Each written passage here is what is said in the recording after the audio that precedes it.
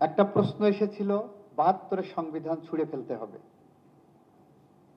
প্রশ্ন এসেছিল ৭২-এর সংবিধান ছুঁড়ে ফেলে এই সংবিধানকে রিরাইট করতে হবে। সেটা অন্য একটা এপিসোড হতে পারত।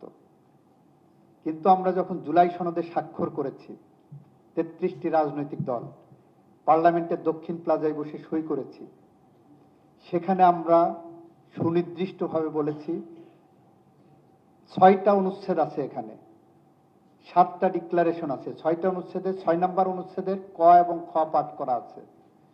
ক পাঠে ১ থেকে ৪৭, খ পাঠে ৪৮ থেকে ৮৪ পর্যন্ত। ক পাঠে বলা হচ্ছে প্রতিটা পরতে পরতে যে সংবিধান সংশোধন করে এই কাজগুলো করতে হবে। তার মানে আমি ৭২-এর সংবিধানকে অ্যাডাপ্ট করে নিলাম।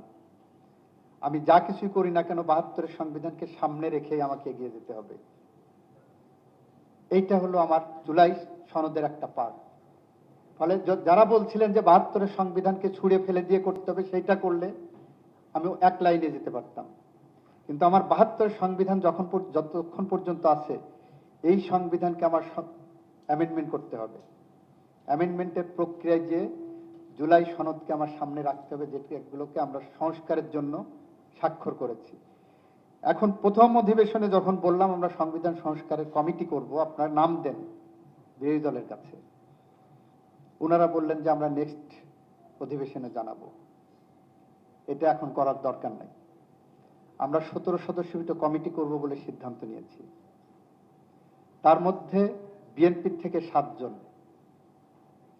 অন্যান্য যারা সমমনা আছে তাদের থেকে ৫ জন, বাংলাদেশ জাতীয় পার্টি, গণ অধিকার পরিষদ সহ ৫ জন, ১২ জন।